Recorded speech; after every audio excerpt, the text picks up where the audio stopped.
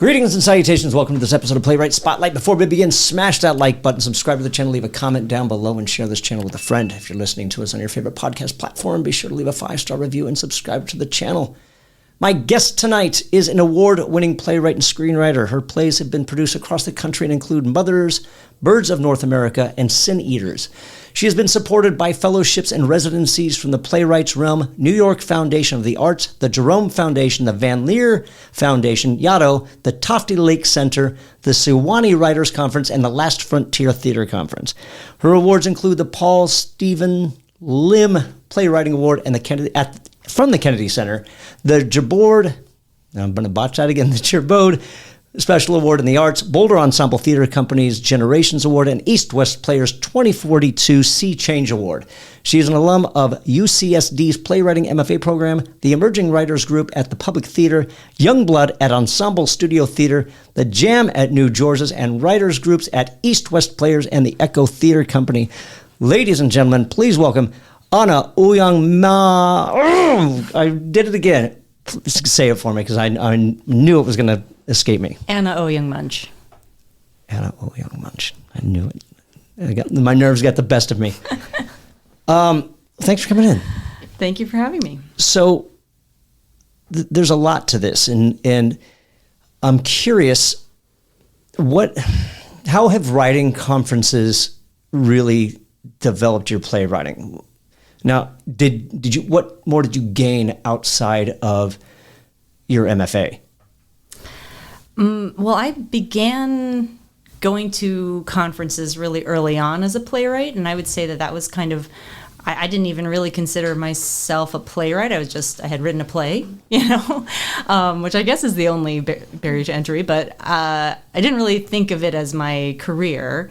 And going to conferences and meeting other playwrights at many different points in their career kind of introduced that idea to me as something that I could do and that could be a path for me. And so it was a really important experience in building community.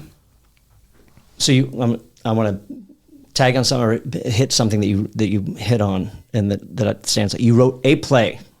Now, what was the catalyst for that?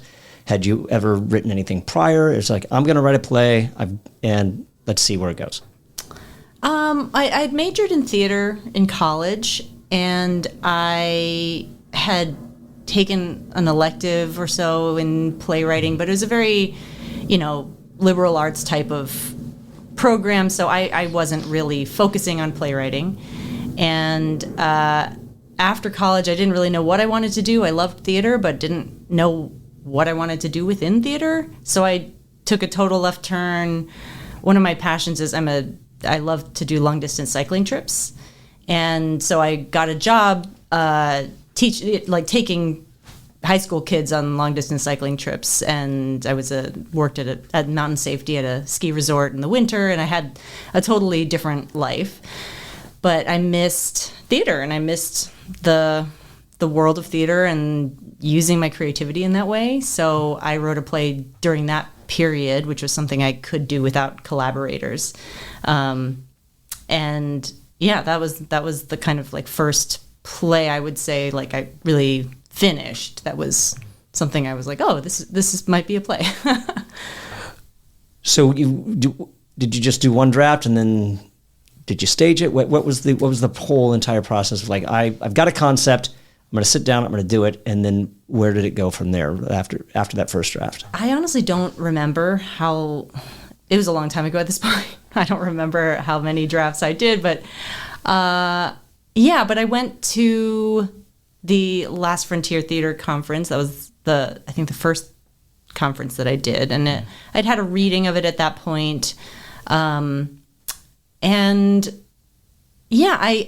up self-producing that play in the New York Fringe Festival, working with a choreographer who I had known, who I really liked working with, and we kind of co-directed that. So was this a musical? No, but a lot of my early work had a lot of movement in it, and I collaborated very closely with this choreographer. What does that look like? when you have a movement, are we just talking like traditional blocking, or did you kind of go a little bit avant-garde and it was just kind of I'd say that we had music. Maybe? We had music. Okay. I think my brother composed the music for that first play. We had musicians. We like kind of it was integrated into the play. But I wouldn't call it a musical. I wouldn't call it dance either. It was its own movement theater. I don't know. No, fair enough. That's great. That's great. Yeah. And that's why I'm curious about it, because we've kind of touched on it in a one-person show aspect. We've not in a like another aspect of playwriting when it's kind of based on that. So I always like to inquire and kind of unpack those things just so we can get a better understanding and kind of give our listeners an idea that it doesn't always have to be, a straightforward story in a traditional sense, if that makes sense. Yeah, I mean, so after that first experience, that choreographer and I, her name's Meredith Steinberg, she's amazing, and we ended up creating a company together, and we did at least a couple, if not a few, maybe 3 or 4 productions, and we had such a wild way of doing things. We would just, think about how much money we could probably raise, and then we would just rent a space, and we would hold auditions, and we had no script, and we had no idea what the piece was going to be, and we would just cast whoever we thought was interesting from who came out, and we would rehearse it. And the way rehearsals would work is we would just come in, and I would bring like 10 pages that I had written of something, just a start on something interesting, and then Meredith and I, we would work the text together with the actors. Then Meredith would start choreographing, and we would just build something, try things, and then I'd go home and I would write another 10 pages, maybe rewrite what was before, come in the next day with the new stuff.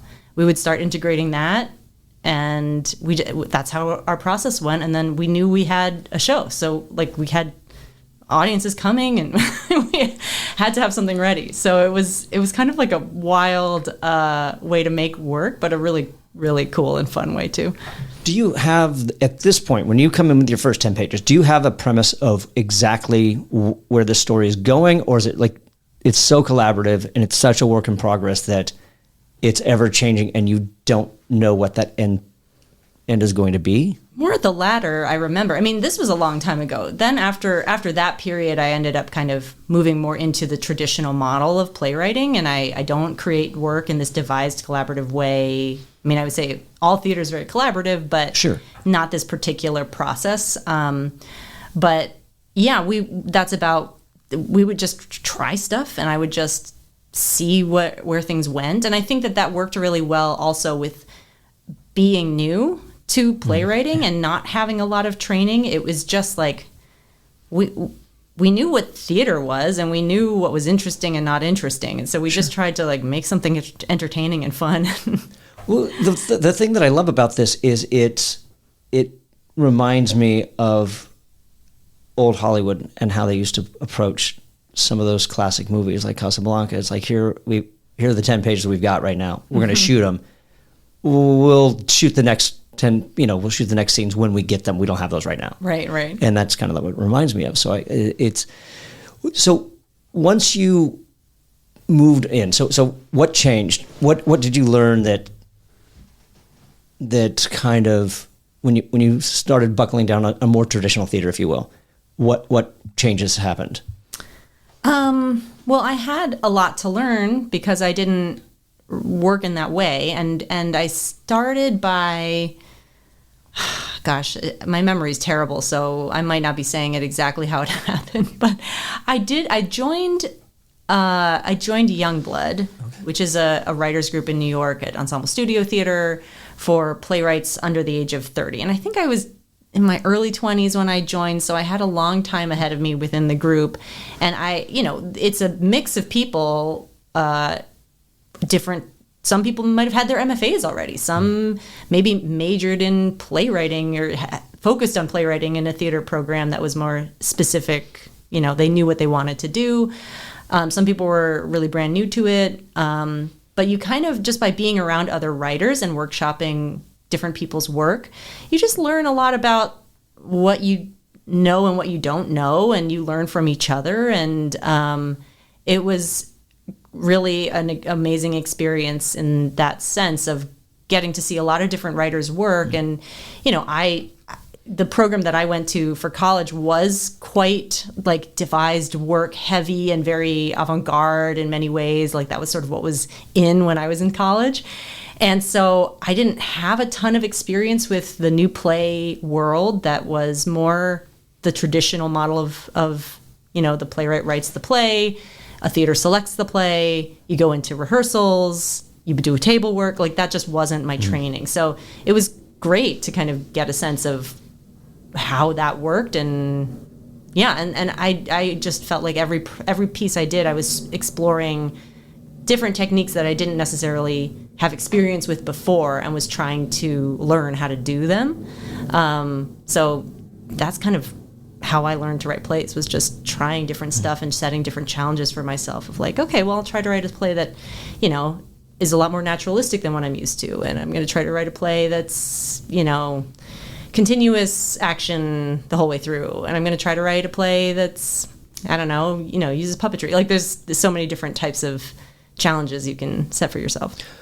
Those things that you just mentioned, are those the techniques that you mentioned that you learned, or are there other techniques that I want to make sure that I'm clear on and not conflating two different things. Are those the techniques, or are there other techniques that you learned that you picked up on? I think the thing that I really observed as like something that I was like, wow, a lot of these writers are really, their plays are like very intentionally structured in a way that when you're just writing 10 pages and then writing another 10 pages and just trying to build something interesting, it's not a super structured process. You're just discovering as you go, you're editing, you're smashing things together, you're like going really fast forward. And so you don't have that length of time of like you're working on a play for a year or two and you have time to kind of structure the thing. And so I'd say that was that was one of the things I learned from observing all these other writers doing their thing of like, oh, that's something I don't inherently know how to do. I think on a gut level I understood structure, but I didn't know how to kind of implement that. So that was one of the things I know I kind of set out for myself is like, I got to learn how to do that. Like I need to figure that out. And because it wasn't one of the things that just I was naturally kind of inclined towards. Sure. So what kind of, because you mentioned like, oh, I could take a year or two to write a piece now, learning this structure. What kind of time frame were you working under or within when you were doing like the 10 pages a time? I don't want to say 10 pages a day. 4 weeks, maybe 8. Wow. From auditions to the production is happening, and you just do it. You just write it, and what's so exciting about it is like you get to see, you start working with these actors, you see what's amazing that each of them can do, and you can write into that, and you can give each of them an incredible moment, or, you can really build something specific to your ensemble. The movement is so integrated. There's a lot of nonverbal storytelling. You discover like, oh, I don't need any lines in this entire section. Like we'll just do that physically. It doesn't need any lines. So I really am glad that was how I got started in making work and producing work, because I learned a lot about the practicalities of producing, which I think are really key for a playwright to understand if you actually want to be, getting produced. But you also learn about theatricality because I learned about theatricality because I was working in a way that allowed us to really just try something, see it on its feet. We had the deadline of an audience coming. We're doing the show. We're watching it with an audience, seeing how it does, Do these plays still exist? I think after one of, I think, our more ambitious pieces, I did write down the script as much as I could and tried to incorporate, the cues for the music, the tracks we used, the general sense of the plot that happens through the movement in those scenes. But, and I think I have DVDs like somewhere tucked away, but it's not easy to I don't really know how you can write a script for that kind of work. Right, Yeah, and that's why I'm curious, because I'm curious what pieces like that look like on the page, or if they're just kind of this is a one-time go, and it's not meant to live again, if that makes sense, outside of another production. I mean, I that's how we thought of it. We very much thought of it as like, we're doing this show, we're going to do this show, and if it had been, given a slot at some other theater, we could have taken our ensemble and our costumes and our set and everything and gone and done it somewhere else. But I don't really know. I guess like you figure it out on your own. If it is something that you want to have a future life, you kind of have to find a way that you can get it down on paper. But usually I would expect that there would be probably some video component, that you would probably want to like get a video so that people can understand really what the thing is. But there's a lot of work that kind of falls into that category. And I have often wondered too how you pitch it. How do you communicate this thing when it's so ambitious and so visual? And I imagine there's video. Do you, like, hypothetically, anybody who's listening to this and it becomes inspired in that regard, that it's just kind of something that self-producing is a necessity in this regard. You just can't really go to somebody and say, this is my concept, give me some money, or, Probably, unless you're established in some other way. I think if you were a very established playwright and had a lot of relationships and a track record and a clear idea, and perhaps, did some workshop where you could build something, there's a lot of artist residencies that have a kind of support structure for bringing a group together, group of artists together to try something and build something. And I'm sure you could probably put together some packet of information to communicate the scope of the project and the vision from that.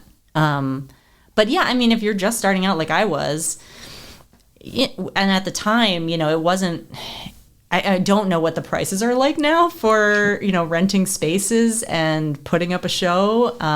It was also a time when everybody was working for no money. Like, it was just sort of, we all did it for a tiny stipend. I didn't do it for any money. I didn't want to pay myself. I didn't want to raise the money to pay myself. So yeah, I don't know. I guess self-producing at the time, what was perhaps a little more doable. It was a lower cost, but we raised maybe like $5,000 and did it. It wasn't that much, but it was, for us, it was a lot. Sure. How did you raise that money? Oh, just people we knew. Just writing to everyone we knew, our parents' friends, like truly just being like, hey, we're trying to do this thing, and would you consider donating? And we had there are these umbrella organizations. I think we worked with The Field, or I think that was the one that we used, where you can get 501c3 status through their organization just for this project. And so donations can be tax deductible for the donor. So I mean, who knows? I expect that all the people who gave money to our endeavors were just, doing it out of the goodness of their hearts and not for the tax write-off of $50. Fair enough. So what was the draw? How did you get people in the seats doing something that was so experimental? Yeah, I mean, we produced at venues that we did it at least one at the Flea Theater. We did one, gosh, I'm honestly, it was so long ago, I'm forgetting. But yeah, we I don't know, we wrote to everyone we knew. Mm-hmm. We knew a lot of people who were starting out in the arts. We would get, reviews. We would be listed in Time Out New York, all those things. And again, like now, I don't know how that outreach works. This was kind of like early social media days. Right. I'm imagining that Give, Send, Go like and Facebook, I guess. Indiegogo, and what was the big one back in the day? Yeah. I don't remember what. But so I'm imagining that these, of course, these didn't exist at the time. Yeah, so. I mean, it was like 2008, Okay. like a while ago. So you've done some writers' conferences at this point. You go into your MFA. You've got some more structure down. Oh, I didn't go to my MFA. I did New York for like 9 years, and then I did my MFA. Okay. Yeah. So- did it kind of the inverse of, I think, the usual path, if there is a usual path. Sure. So what drew you to take the academic route in theater? I had reached, I'd done a lot of fellowships. I'd kind of like gone through a lot of the early career support that was available to me, and still hadn't, I was getting produced, I was writing work, I was in these groups, I was winning awards, like those kinds of things, but I kind of was waiting for the way that I could not just move my career to the next level, but move my writing to the next level. I just kind of felt like I had plateaued on what I could do kind of on my own with my cohort of artists that I was around. And I was also, I was also ready, I think, for a change in my own life. I was getting married. My husband and I wanted to start a family. And I just didn't quite see how I could manage to live in New York City, be a writer as my, main pursuit of what I want to do, and have a family, given just the fact that I didn't have enough money to focus on those other two things without a full-time job. And I was like, well, okay, I think of those three things, I could have two, but I can't have all three. And New York was the one that was least important to me of those three. So I looked into jobs in other parts of the country as well, and I looked into funded programs for playwriting, and ended up choosing UCSD and going there. And it was in part because I wanted to make this change in my career trajectory. I wanted to be close to LA because I wanted to move into writing for TV and film, because again, I knew having a family, like I would probably not be able to be a full-time playwright and support a family. So so that was kind of the thinking that led me to UCSD, as well as really responding to the professors at that program and really feeling like it was a place where I could grow. It also offered the most production opportunities of the programs that I was considering. And I just knew from experience how much you learn by actually doing productions. So you get 3 productions in 3 years, and you learn a lot. Sure. Now, correct me if I'm wrong, because now that you touched on that, because I think I pursued something similar at 2 UCs, UC Davis and UC Riverside. Now, are all the UC? This is you went to one, so maybe I'm in. It's the wrong question to ask. That I'm just wondering if all the UCs offer. Would we call it a free program when it comes? Funded program. Yeah. Because it was because I think with UCSD or with UCSD, I think with UC Riverside and UC Davis, it was like it'll cost you $300 a quarter for something, and then once you get into your second year, then they start paying you a stipend to teach classes. I don't know if that was the experience that you had at UCSD or no. I think it is different at each program. I met a playwright who was really lovely, who went to UC Riverside and had a good experience there. But no, the UCSD program is really special in that it is a fully funded program. So you start teaching your first semester, your first quarter there, and you receive a stipend that is attached to a work, situation. Right. So, and the courses are free. Yeah. So it was a really great place to be. All right, good. So you guys look into that. It's a great opportunity. It's a great program. Yeah. Not just because it's free, honestly. It sounds like it. Program. So my guess is that there's no regret then, of taking the academic route in this regard. No, it was the right choice for me, definitely, yeah. So going from a huge market like New York into a smaller market, I mean, did you stay in San Diego at that point once you've graduated, or did you come up to LA at that point? I came up to LA. I actually closed got my first feature writing job 24 hours after I graduated. So I always had that, that was something I was working on while I was in grad school, was trying to lay the groundwork. You need to kind of build. I knew this from New York. You need to build relationships with people over time. And it's not something where you can just kind of roll up into town and be like, hey, I'm ready for a job now. Sure. That was like that in New York. And it was, I knew that it would be that way in Los Angeles too. So I kind of was working on that while I was also in grad school. What did that look like? You said you're working on it. So if you're in school, you're pursuing your MFA, and I'm assuming it's in playwriting, yes? Yes. Yeah. Mm-hmm. Well, that's what the bio says, obviously. So you're pursuing that. So how are you networking in this regard? And I'm asking because not only if it's somebody who's not just in an MFA program, somebody who might be looking to make that move, what's that look like as far as networking before you move to a place and making those connections? I already had a manager for television and film when I lived in New York. Okay. And I hadn't done anything in that space yet, but he was building his business. He was, relatively new to it. I think he'd been doing it for some time, but was still building. And he kind of came up in the theater too, so he understood what he was looking at, I think, with my work, because I wasn't giving him spec scripts, I wasn't giving him pilots, it was plays. And we really clicked. He represented a good friend of mine. That's how we got introduced. So we kind of became friends too. So when I moved to San Diego, it turns out he ended up deciding to move to LA. And so it was kind of good timing in that sense. And, through him, I was getting, going on general meetings and stuff. So I would drive up from San Diego to LA because we had to do every meeting in person back then. And now most of my generals are on Zoom. But at the time, it was like, okay, I'm going to be driving 3+ hours in traffic to go to one meeting and then drive back. That's Southern California for you.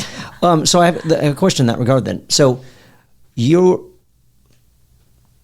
was your position or mentality always to pursue film and television then? No. When I started, I wasn't really allowed to watch TV when I was a kid, and rarely went to the movies. Most of the time, whenever I'm talking to people who went to film school, I always feel like I have no idea what I'm talking about. But they, because I just don't have that mental library of things. But yeah, I just kind of, I didn't really think about it that much. I was just always I guess I've always thought about it as what am I interested in? What's interesting to me? What do I want to be doing? What am I curious about? And for a long time, it was just theater. For a long time, it was just doing this movement theater stuff. And then it progressed to be doing more traditional playwriting. And I did that for a while. And then I started getting curious about television and film and the just kind of my attitude of always wanting to learn something new with each thing I do. I was feeling like there's this whole, all these tools that you can have if you're writing for these other media that I'd like to explore. And especially I think coming up in that movement theater world where there's a lot of nonverbal storytelling, the visual aspect of film especially, and television as well to some extent, really appealed to me. And I was thinking, I want to explore that. I'm curious about that now. So that kind of was what led me into that.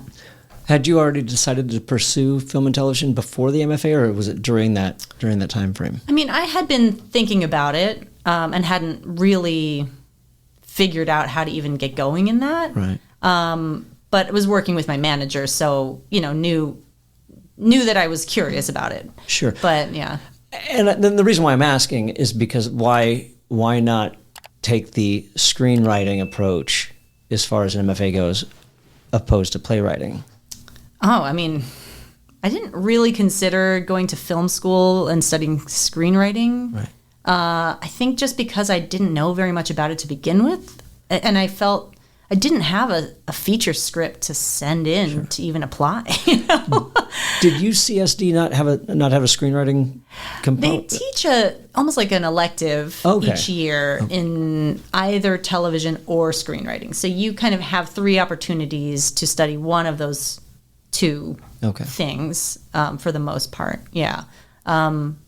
But it's certainly not the focus of the program, I would say.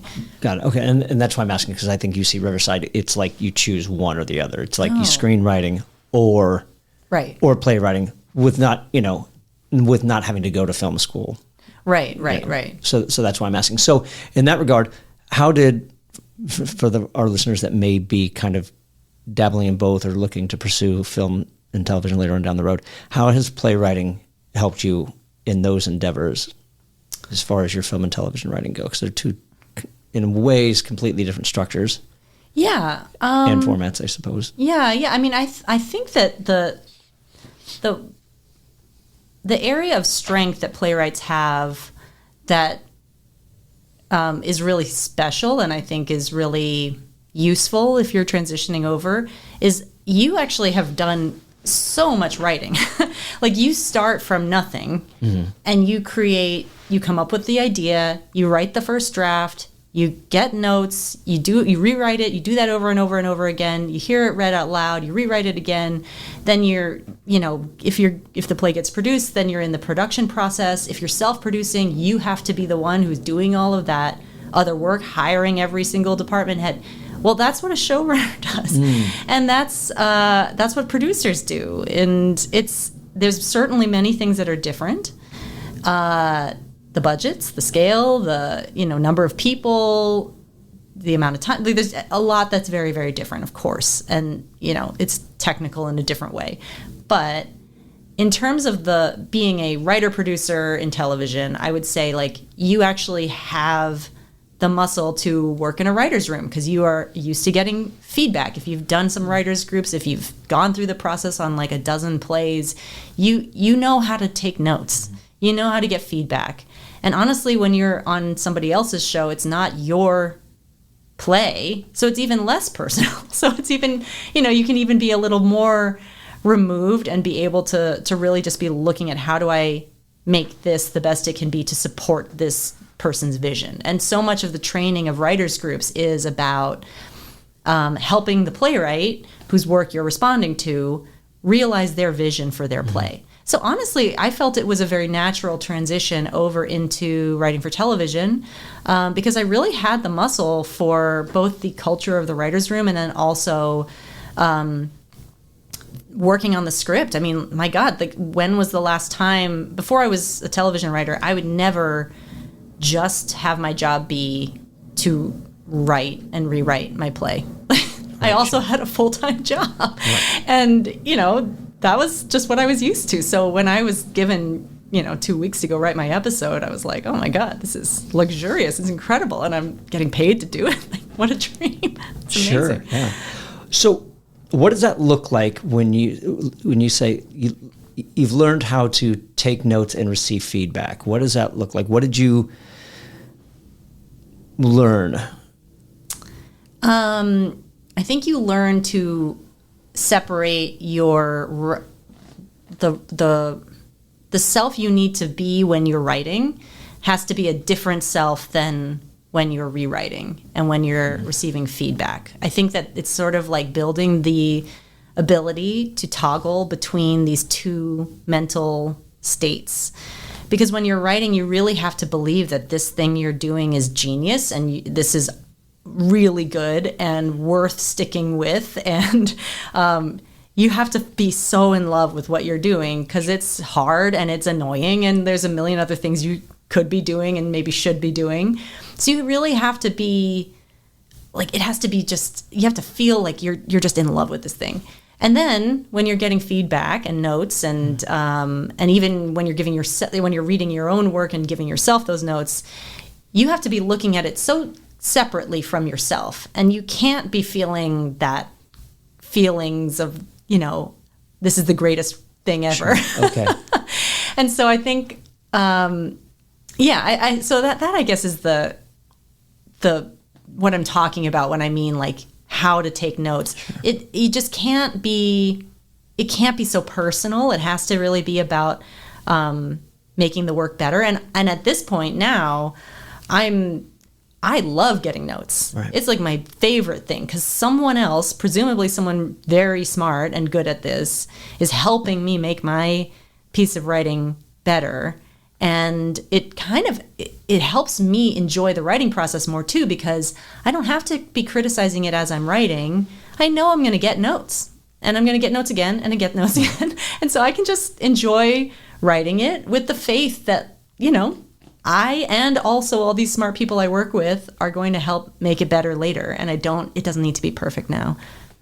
How do you build that armor to kind of like not take it personally and not, take those hits and say, you know what, I'm just going to walk away now. I don't have I can't do this. It takes practice. It takes practice. I think that, I definitely, I spent many, many, many hours in that process, and also giving feedback too, and seeing how other writers took feedback, both like times when people took it really, really well, and I was just so amazed at how they are able to utilize that experience, and then other times when it's really hard for them, and you really feel for them, because we've all been there. It's never a judgment or a feeling of like, I always have. When writers get into that space, I always feel for them, because like we've all been there. But I guess it's just noticing and noticing when you're starting to feel those feelings, reminding yourself like, oh, okay, I'm feeling really defensive about this. Okay, that's probably not helping me right now. I need to kind of like take a breath and relax a little bit, and maybe I can. In a playwriting setting, often you're more in charge of the notes process. It's a lot less prescriptive than it is in TV and film. So you can kind of say, like, okay, thank you. I think I'm good on that topic, and I'd like to discuss this character's arc now. And you can kind of, if you're feeling that way, I think sometimes it can help to, like, just notice it, name it for yourself, and then maybe shift the topic of conversation so that whatever is sensitive about that thing that you were in, you can kind of have a little break from, and you can return to it later. What does good feedback look like? Or giving it? What's good feedback when you're giving it? Because I think some people like, this is how you should do it. This is when it's probably not. That's the play you're writing. That's not what I'm writing. Right. So what is that? What is a good feedback? I think, or how to give it. I think I've done a lot of like modified Liz Lerman critical response technique. Sure. And some places some writers groups I've been in have been very, very strict about exactly following that method, and others it's a lot looser.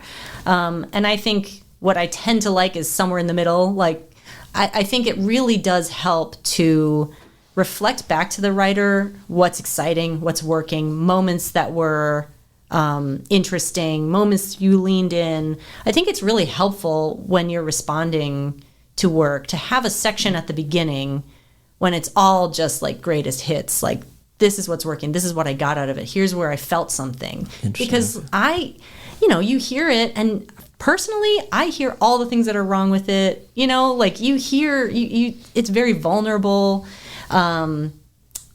Especially if it's a first draft, it's the first time you're hearing it out loud. There might even be like weird, like places where you deleted something and forgot to delete some other, it's awkward and weird.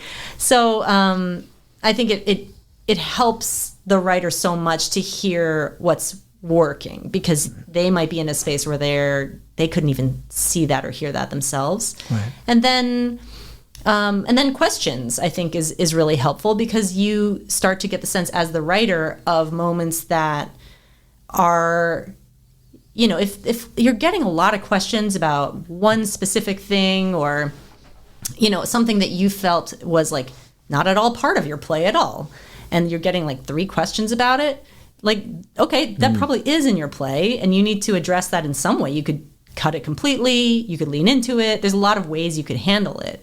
But just noticing kind of where the questions tend to be when there's a lot of questions, something that nobody popped on and no one had questions about, like maybe wasn't the most interesting part of your play. Sure. So if that's your favorite thing, you need to find a way to pump it up. So it's, I think, just a matter of, I think that's what often is like the note behind the note, is noticing patterns, kind of taking a soft focus view of the feedback you're getting. Notice the patterns, notice the things that, like, oh, every single question was about my protagonist and who they are and what they wanted. Like, they're all asking about different points in the play, but about the same thing. So I think I have some work to do on figuring out who this protagonist is, Yeah, so I think that tends to be how to use feedback best. And I think in terms of giving feedback, I always try to figure out what's the intention of the playwright and how do you support that. So, often, then the playwright has time to ask questions of the people who listened. So that's often a good time to kind of get a sense of what they were going for. Mm-hmm. And if they want more targeted, specific feedback, then, usually my feedback would be focused around any time that I felt that the piece and the vision were not aligned. So do you ask that prior to the reading? What's your intention with this piece? Or do you just like wait, ask it after, and then base your feedback on that? I think, well, it's different in every writer's group. Sure. It's different for every writer. I don't think I've ever been asked or asked others, what's your intention? It's more like if there are questions, sometimes before a piece, a playwright will say, I would like you guys to pay attention to the emotional moments of this play, or, I have questions about that, or maybe they won't say anything. And then afterwards, after pops, the playwright might have some questions that they want to poll the room, or, ask questions for people to answer. Yeah, I don't know. Did that answer your question? Yeah. Well, again, when you're comparing the questions you're going to ask based on their intention, it's like, when does that intention come into play, or is it after the reading, or before the reading, or anything like that? There is something that you touched on that we've never really covered, and it's just some technical things that I'm like, oh, interesting. Do you meditate? No. Okay. The reason why I'm asking, patience for it. The reason why I'm asking is you mentioned some really mindful aspects. It's like, I'm taking note that I'm feeling this. I'm gonna shelve that, and it's a good moment for me too. And it's a big component of mindful meditation. And so that's why I was asking, because this is interesting because it hasn't come up yet. How does that come into play with playwriting? Enough said. I mean, I think it's the same thing. Sure. Yeah, like I think it's the same thing. It's what I have 2 young kids. I try to help them notice what they're feeling, name what they're feeling. I think it's just human life, how to kind of not live in a place of reactivity, and not be have your emotions kind of like rule you. And not that emotions are bad, or that, but they are just that. They're your feelings, they're your emotions, and you're going to feel feelings, of course, especially if you're a playwright. And so I think that, growing up, I was a very sensitive person, and it was kind of overwhelming, the intensity of feelings that I would feel. And I see that in my kids too. And I guess, especially since becoming a parent, I've really, it's been very helpful to me to learn how to help my kids navigate that, and it's helping me navigate that. And I see the way it applies to work as well, and these are just skills that are helpful for anybody, not just writers. Sure. Now, how does, going back to the family thing, and you had said when you moved, you could only keep 2 of the 3 things. So where does that juggling come into play now? Where it's like, I have to work, I have to do this, but I have this passion. So how do you balance the juggling, and where does that discipline come into play? How do you? Yeah, I mean, that's part of why I wanted to work in television and film. It was a job that would actually, I get to do what I enjoy doing. I'd use a lot of the skills that I've spent a lot of time developing. But that would be my job. I wouldn't be working at some private equity firm where I don't really care about whether, this fund gets a ton of money. Yeah, I don't really care. But I do really care about character. I care a lot about structure. I care a lot about theme and, writing. And all of these things are things I really, really enjoy doing. And this was a way, working in this way was a way that I could use my skills and do something interesting for myself while also getting paid. And I do write way fewer plays now because I have to do all of my hours get pulled into the TV and film world. I still write plays and I still have productions of my plays that I've already written, but my rate of generating plays is way less than it used to be. But it also is way less than it used to be because I had kids and,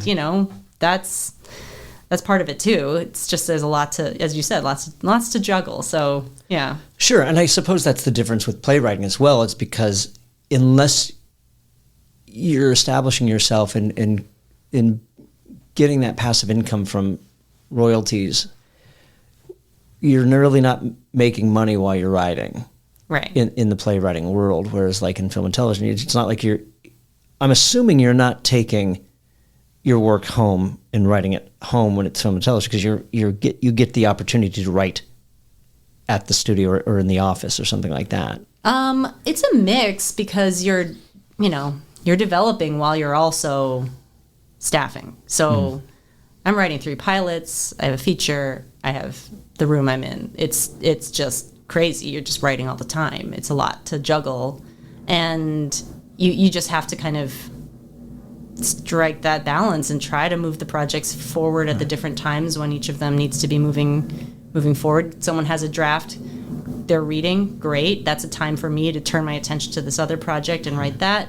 I drop my kids off and I've got 2 hours before the room starts. Great. That's when I'm going to be working on those other projects. At night they're in bed. Okay, I need to move this thing forward, so I'm going to be working on the feature for an hour. It's a lot, but yeah.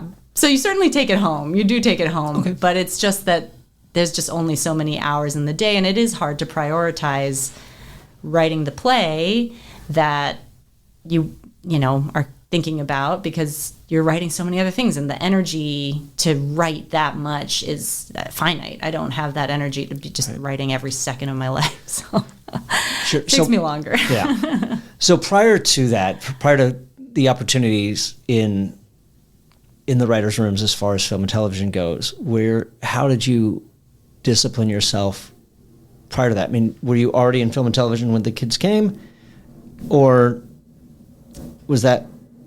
And I'm trying to offer a balance in people who do have a full-time job, who do have kids, who still want to pursue playwriting, and what does that look like? How do you really force yourself to sit down and make playwriting a priority? Yeah, I mean, I think it depends. Like, I guess in some ways that's my situation now with playwriting, in that, I do have a job. It is writing. So in some ways that makes it harder to work on the play because it's using the same muscles. But in other ways, anyway, so I guess I do still feel like maybe the same applies. But right now I really have to get a good sense that the play is worth writing. I just can't write the way that I wrote in my early 20s, where I was like, I'm curious about this thing, and I'll just write 10 pages and get people together and see. Sure. So I really do a lot of writing in my head before I start writing. I've gotten many ideas for plays that I'm sort of like, oh, maybe that's a play. but it's not like I don't have to write it this second. It's not pulling at me in that way. And when I feel an idea like pulling at me in that way, I'm like, okay, something's really here. And if I can sort of get a sense of like, how does it work? What's the structure of this play? What's the mechanism of this play? Who are the characters? Like the things that are key to have. If I start to kind of be able to put those pieces into place in my own mind, then I'm like, okay, I'm going to write this. And then you can do a lot in little chunks. Like I definitely, I wrote a play.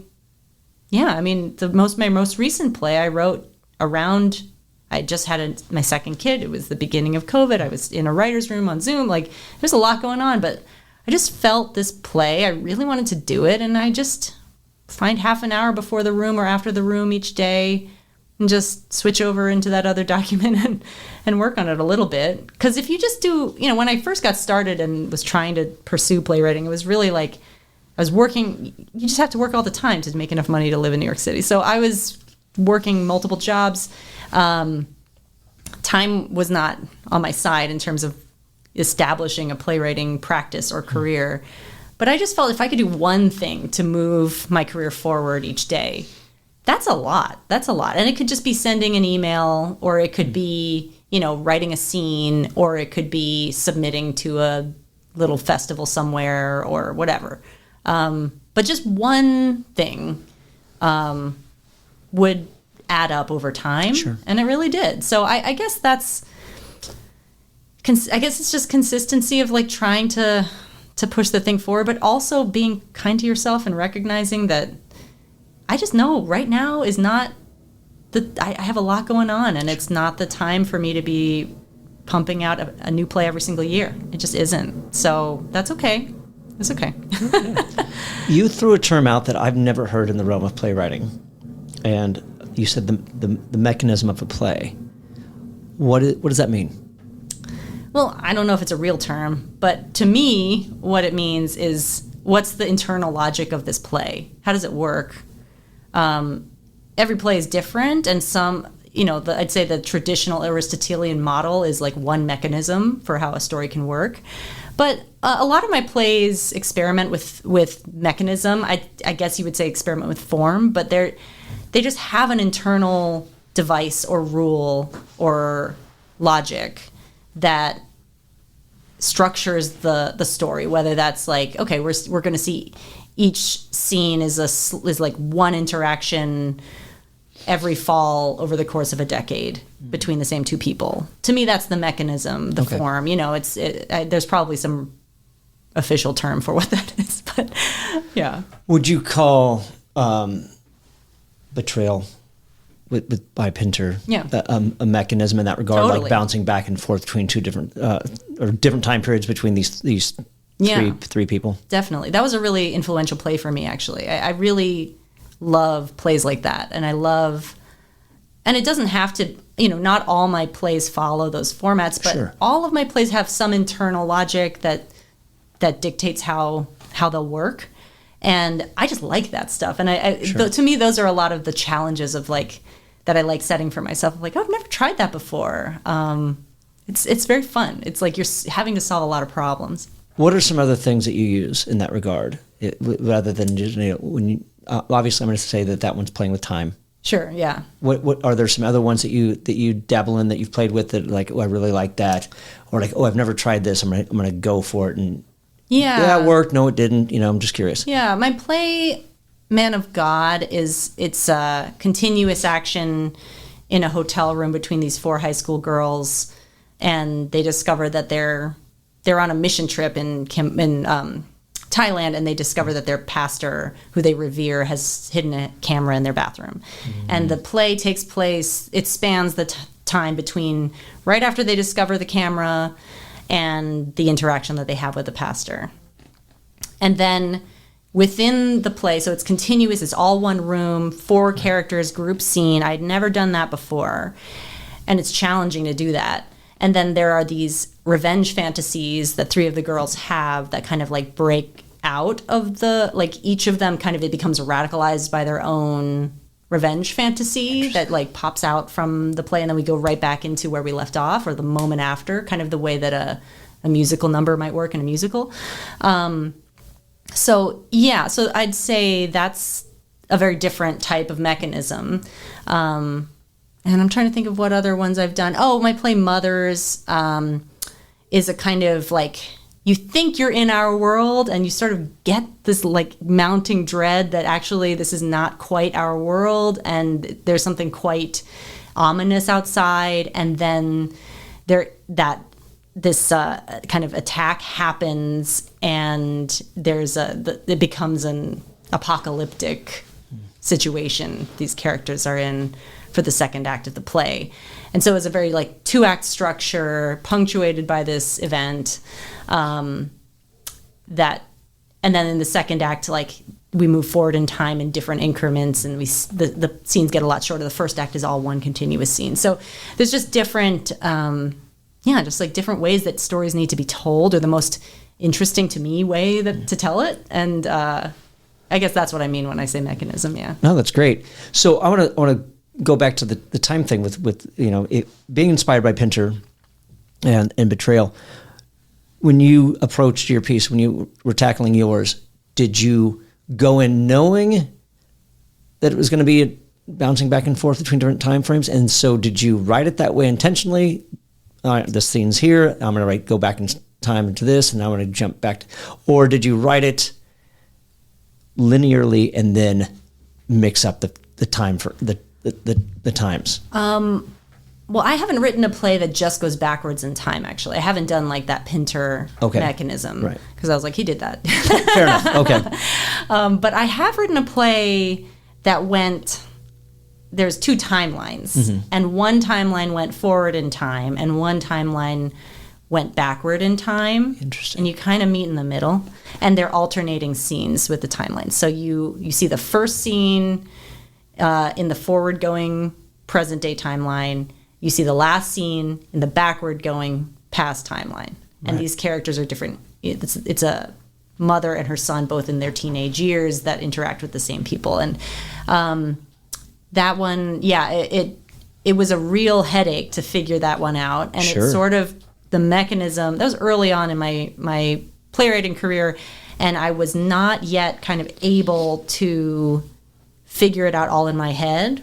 I had to kind of write into it to discover it. So I kind of discovered the mechanism in the writing of it, and I was writing it in the way that I would see the play as an audience member. But I think there was a time when I would have to kind of like reorganize it, read it through, see if it worked, reshape things. Yeah. So I don't know. I wonder how Pinter did it. I don't know. Yeah, I'm curious. I think he might have written it as you see it. Sure. Because I think that there's like a fun in discovery as the writer as well. And there's just the way that information is pieced out in that play. Right. It doesn't feel like it should be all forward. But I don't really know. I wonder if he said that anyway. And I'm curious as well if that, I imagine, well, I don't know, with the way that playwrights are and the rights that they have, I'm curious if anybody decided to do it in a linear fashion. And what that production might have looked like. I bet some random college kids did it somewhere. Sure, yeah. Probably works great too. I don't know. Yeah, I'm curious. I'm curious how the dramatic action of that transpires. So let's talk about conferences. What's the process of that look like? In terms of application to it, or participating? Both? Is your play already written and you're submitting it hey, this is it, this is where I'm at? Is it a first draft? Is it a final draft? Is it? It's been a long time since I've gone to one, but I do think it would be usually a play that you feel pretty good about because you want to get in, right? Sure, so you want it to be finished enough that it can communicate to the reader what this is about, that you know what you're doing as a writer, all of those things. But then part of most of these conferences is some kind of feedback. So you're, probably still open to getting feedback when you're submitting those plays. But I'd say, I don't know, I really enjoyed going to the ones I've been to, and it really is it's much less about workshopping your own play and much more about meeting other writers and growing your community and seeing a ton of new plays, and it's just kind of fun. Yeah, I really enjoyed going. Is there anything in your mind that stands out that there's one that you took away, like, oh my gosh, this particular conference, I learned this, and had I not gone, I never would have. I don't think that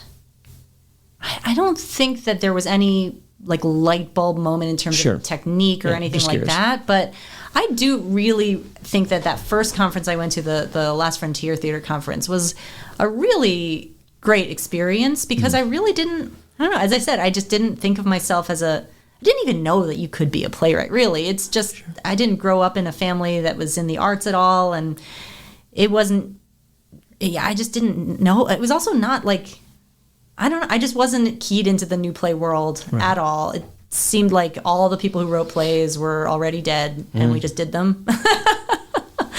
And it was just really eye-opening to me to get to go to a conference and meet playwrights who were just like me, just starting out, who were in their 60s and had been doing this for a long time, and, you know, were either professors or had productions all over the place. Like, it's such a mix of people and experiences, and that's just so great. It's just really, it was really helpful to me to see what was out there and what was possible. And so I really think fondly back to that conference. It's a fun one. It's in Alaska. It's cool. There's a good amount of playwrights on the Spotlight that have gone through that festival, and I've a close friend of mine, April Littlejohn, has gone multiple times, and she's always encoured me to go, and I just have not had the opportunity to do it yet. It's great. It's really special. It's in Valdez. It's so amazing. It's beautiful. It also seems like there's no opportunity for sleep. Oh. Yeah, Seems like there's always something going on, and like you maybe get like 3 or 4 hours. Well, it's like light all the time, you know? Yeah. As far as writing for theater companies, what was that like? How's that working with something that you're already a part of, and where's the opportunities come? Do you find that it was a beneficial experience? What do you mean by writing for theater companies? Well, because you for Youngblood, and then like the writers group at East West Players and the Echo Theater Company. How does? Oh, those are very much artist focused. They're really about. They're not so much about generating work to produce at the theater. Mm-hmm. They're more about supporting artists in their community. So it's. And sometimes people's plays that they write in the group ends up being produced at that theater, but not always. And I don't think there's any expectation on either side that that's going to happen.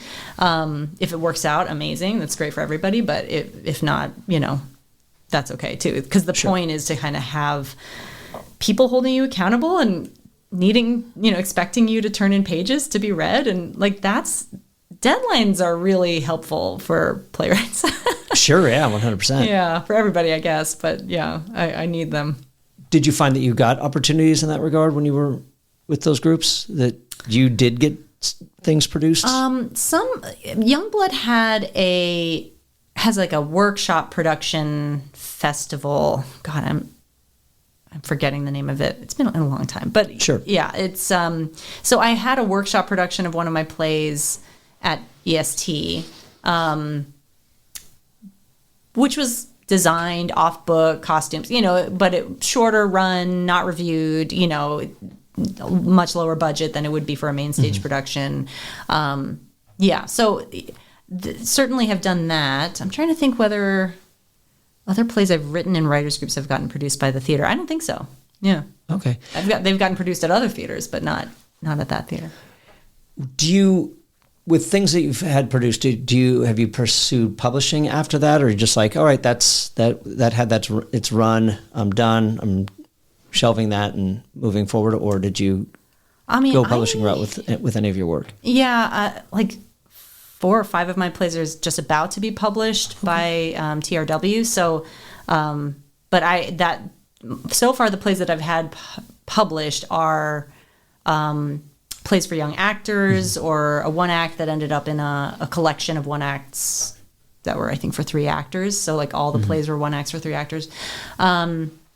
I don't know quite how publishing works. For me, it's always sort of been through my agent. Sure. And I don't quite know why now these plays are getting published versus a year ago or 3 years ago. Sure. I don't know why, but yeah, we're doing it now. How do you obtain a manager and agent? Or is that something you can answer? Because I know that there was a connection that you already had, and so there was a relationship you already had established. Or yeah. I've trying to think. I've now had several agents. I've been at 4 different agencies. Mm-hmm. Sure. And have they all been for studio work? Theater. I started for theater. That was my first 2 agencies were just theater, and I wasn't yet doing film and TV. And then, my second 2 have been all, theater, film, and television. I have agents for each of those categories. But how do you get one? I mean, through a friend, through my colleague and friend who's a playwright. She was saying, I'm working with this manager. He's a friend of mine. He's great. I think he'd really like your work. Are you interested in doing any of that? And I was like, yes, please. I want some way to quit my day job. So, sure. So met with him and we clicked, and we've been working together ever since. And then, the agents, I honestly don't even I think that my first agent was a new agent. He had not been an agent before, and he was really building his roster of he had been a director, and he was kind of coming into this agency, and he was going to bring in all the young playwrights. And he did that, and then he ended up leaving because it kind of wasn't the right fit for what he wanted to be doing. And then I got dropped from that agency, and then I can't remember if I wrote to this next agent or how I ended up meeting her, but we worked together for some time, and it just wasn't quite the right fit personally between us. And so I left when I was leaving New York. And then when I was in San Diego, my manager introduced me to the reps at the agency I went to next. We hit it off, decided to work together. So, I think it's often through colleagues that recommend you, and then it really often comes down to them reading your work. Sure. I think that's if they read your work, that's the biggest hurdle, to just get their attention long enough to read. But also, this is what everyone says, and I think it's really maddening when you don't have representation, but you don't really need it. You need it eventually, and when you need it, you'll get it. And but I understand it because I felt it too, that there is this feeling if I had that agent, then I would kind of reach to that next level. People would want to read my scripts, all of those things. And certainly before I had agents, I was really submitting my work a lot of places. I was getting my work out there. And I think that's the best thing you can do, is submit to everything, particularly the opportunities that are writers groups, reading series, the things that are not just a blind submission for including in a season with productions, but lower barrier to entry things where they're going to select 10 plays to be part of this thing, or at a conference where they're going to select 50, Right, okay. There's just more of a chance that you're going to actually get to go. Sure. And then also, a lot of the people who are reading for these opportunities work at theaters. And if they really fall in love with your play, even if it's not right for their theater, they'll probably send it to someone that they know at another theater and is you might like this. I think it's really good. That's how I think a lot of my trajectory has happened, is through, I don't even know the people who have sent my plays around. I wish I did and could thank them, but it kind of is this whole other shadow system that's operating behind the scenes, and you might even get rejected from that thing, but someone who read it might love it and send it to someone who might love it, and you never got the thing that you applied for, but then suddenly weirdly you get a call from some random theater that's like, hey, we got this play, or would you like a reading? So I think you have to just do a ton of legwork when you don't have representation. But then eventually when you need the help, an agent will want to do that for you, Where did you find those opportunities? The Playwright Center has like a library of opportunities that's really pretty extensive and helpful. There were a couple other ones back in the day that I don't know if they're still around. Mm-hmm. But I kind of would go through things like that. Maybe the Dramatists Guild has one. I'm not totally sure. Okay. But yeah, I tended not to submit to like the random 5-minute play festival at some place I've never been. Right. I tended to focus more on, the fellowships and the reading series and stuff that were in New York where I lived, or that had was a week-long conference where, okay, I'll fly myself out, but then it's free to go. Sure. Yeah, things like that. What is your representation's job once you land them? Having this idea that, I've got representation now. Are they just sending out your work that's already been completed, or are they finding writing opportunities for you that might be paying like for commissions and whatnot? I think that both. I think that a lot of what they do is they advocate for your work as different theaters are planning their seasons. Every agent is doing that, and every agent has a bunch of writers. So I have never, to my knowledge, gotten any opportunity from that process of my agent sending a play to an artistic director and them being like, let's do it. So, they do that though, and that's part of their job. And that's your play getting in front of people, and someone might like it, and that maybe they'll want to do one later or something. Right. I don't know. But I think usually, I think for what I really like my theater agent. She's great, and I think that she is advocating, and she can kind of back channel some information to me. If, for instance, a theater's considering my work, usually because they have a relationship with the director who's directed it before or wants to direct it, I think that's where I've gotten more of my opportunities. That the agent can kind of call the theater and get a sense of where things are in that decision-making process. Mm-hmm. And the likelihood that they might go for it or not. And then they can tell me that, whereas the theater might not feel comfortable speaking directly to me about that. Like that Understood, sort of level of like finessing it and not, that's a big part of their job as agents. But then, I feel like agents also are really good at helping you see where you could push next. And so if there's, opportunities with commercial producers, they can make those introductions, and maybe you might have a connection with one of those commercial producers, and then, whether it's a play that you've already written or whether it's a project that they would like you to write, you might kind of make a connection that way. But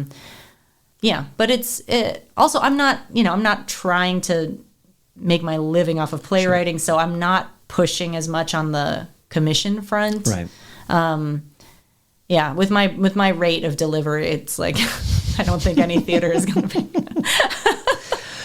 So what does that relationship look like? I mean, I get what they're doing for you, but I mean, are you guys talking like on a weekly or monthly basis? Do you check in? Do they check in? Or is it just like, don't call us, we'll call you when something happens? I mean, hopefully you have a relationship with your agent where you feel comfortable calling them. Right. I think if you don't feel comfortable, maybe that's not the right agent for you. Sure. But what do you want to say? Like, that's the thing. It's like, how quickly is there new stuff to talk about? Sure. Theater moves kind of slow, and again, I'm taking kind of a little bit of a step back from really pushing on that as my main focus as a writer. But I do think that's, we talk maybe once a month, depending on like if there's a lot going on, we would talk more frequently than that. But I certainly would never feel like I couldn't reach out to her if I had something to ask her about, or What are you working on right now? Well, we just opened my play Birds of North America at the Odyssey Theater here in LA, and that runs through November 19th. And then one of my older plays is getting produced in Chicago this winter. I want to say like January. Thank you. At a Red Orchid Theater. And I have my new play. It's called Your Local Theater Presents A Christmas Carol by Charles Dickens Again. And it's a really fun play. Why does it sound like the play that goes wrong or something to that extent? It's not quite. That's not the mechanism for this play. It has its own mechanism, but it's really about actors and building a life as an artist in the theater, and more generally, just the sacrifices you make to live in a capitalist world. And I just wrote it I got inspired to write it during the pandemic. My husband was in the midst of a career change from being an actor to being a nurse. And I had friends who had been working, out of grad school at regional theaters doing Christmas Carol, and just really got to thinking about all the other people that wore those costumes. And so it's a play. Each scene is 15 minutes before opening, like the curtain, on the closing evening, Christmas Eve production performance of Christmas Carol. And so it's in the green room. All the characters in the play are the actors in Christmas Carol in their costumes. And then each scene moves forward in time by different numbers of years, but you see an actor who's in the first scene fresh out of acting school, over the course of his career aging through all the male roles. That's awesome. And just you see the arc of his life in the theater from Scrooge's nephew into Scrooge. And all the other actors are, they are essentially like new actors playing that same character, so they remain the same, but each time they're a different actor playing Mrs. Cratchit, for instance. And it's a really fun play, and we're going to do a workshop of it at the Playwright Center. Nice. This winter. Yeah, it's a really fun play. I'm excited to get to finally work on it with actors in real life, because it was such a pandemic project for me. That's awesome. And where can people find your work? Oh, a New Play Exchange. Yeah. Great. And then soon, I guess, bookstores when this publishing finally happens. Yeah. Very nice. Are you on the socials? No. Good for you. I mean, I'm on Facebook because I went to college when I did, but... No Instagram, no Twitter, no X, no whatever the new ones are these days? No. Good for you. Well, awesome. Well, I'm going to do this. Anna Ouyang Moench. No. No! Gosh, darn it! I thought I had it. I've been practicing in my head this whole time. Say it for me again. Anna Ouyang Moench. Ouyang Moench. That's okay. Thank you for coming on the Playwright Spotlight. Thanks for having me.